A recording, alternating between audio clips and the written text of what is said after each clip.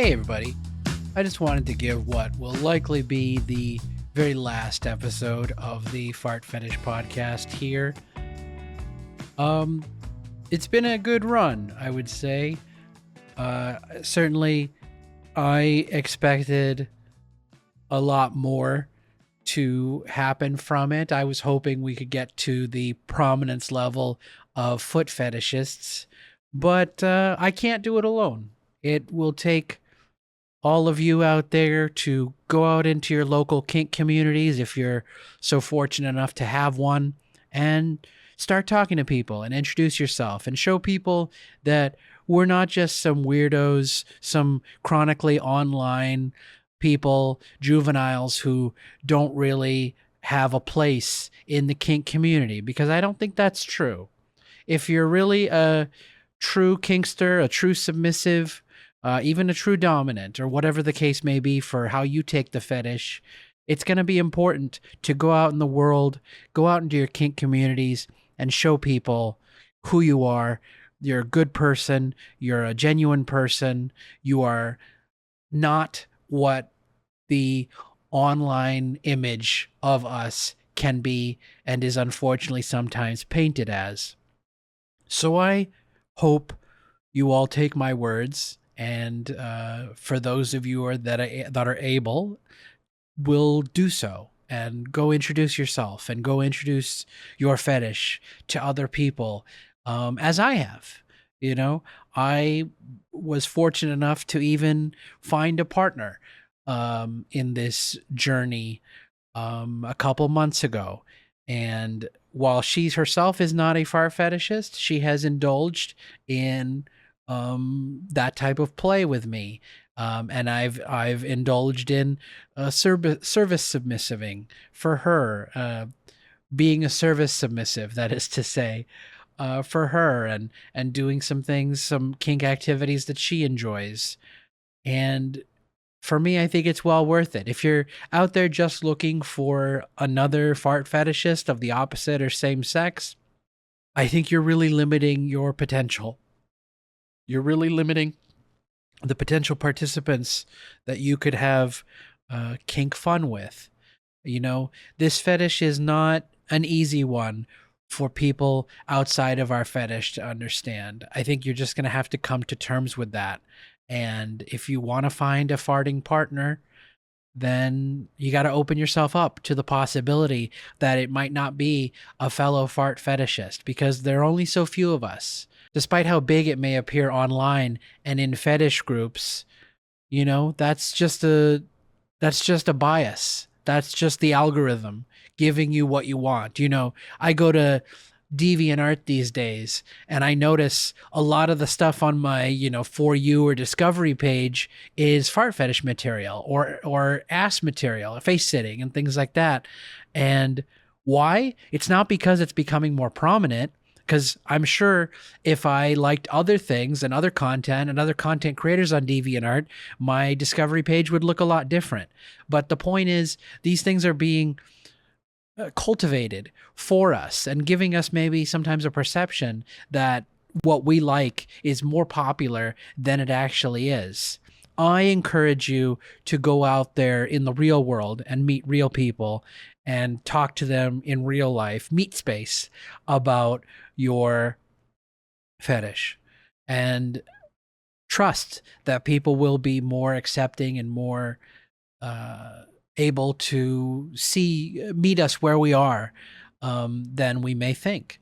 You know, not all of them, and many of them are not going to indulge in our fetish for us, but the right person might.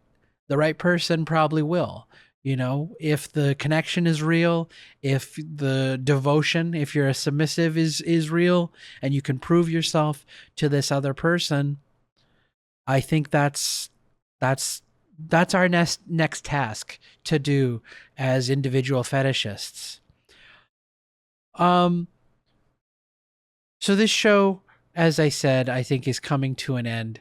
I am maybe open to a few one-off interviews if it makes sense, but I really think we've run the gauntlet over the last 4 years of different perspectives, different viewpoints, different fetishists, all talking about the fetish for them and what's important to them, and why they are, normal people that are worth listening to and worth valuing in this world.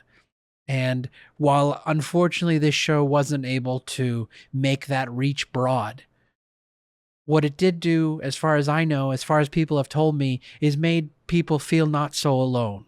So I would say and encourage you to take that feeling of strength and go out in the world and find your partners, find your players, find people that you want to do the fetish with or that want to do the fetish with you. It's not going to be easy. It's not going to be quick, but stick with it, believe in yourself, and keep fighting. Keep fighting for what you want and what you like and the genuine, loving, caring person that you are. And just show it to people and go out there and make people know who you are, what you represent. You represent the fart fetish. All of us do. We represent our fetish every day we go out and talk about it. Like I said, I tried to do more with this show. I tried to be the Pied Piper in the kink community, bringing, I guess it's the opposite of the Pied Piper, the reverse Pied Piper of bringing the fetishists into the kink community. I don't think I succeeded. I also didn't succeed in some of my more personal goals of, as an actor or entertainer, trying to gain more prominence, trying to get more acting jobs, whatever the case may be. This was my last ditch kind of creative effort of be like, oh, this is the one thing creatively I've never talked about, never discussed, never really put out there in the world. So when I started this 4 years ago, I'm like, oh, maybe this will be my in to the industry. Maybe this will be my in to prominence or money or whatever the case may be. Working is really what I've cared about. Working and being paid as an actor, as an entertainer, getting past that barrier where now you're in the club. I never got to be in the club, but as I said, I found a cool partner and I'm very happy with her, and I'm hoping to be with her for a very long, long time. And I wish all of you the same good luck and good fortune as you go out there and introduce yourself to people and show them who you are, show them who we are, give a good impression. Let people know that fart fetishists are here. They're not some weird, crazy seat sniffer or whatever other kind of paradigm that people may think of us, some misconception people may have of us. The podcast will continue to exist online at fartfetishpodcast.com, and I'd still love your support, which you can do by reading the Fart Erotica stories at thefartcloset.com, the Fart Erotica captions at fartcaptions.com, and the Fart videos at fartfilm.com. So that's it. It's a short episode, and to wrap up the last 4 years, I just want to say once again, I wish you all the best. I love you, and best of luck as you continue to go on this fetish and life journey. Thank you very much.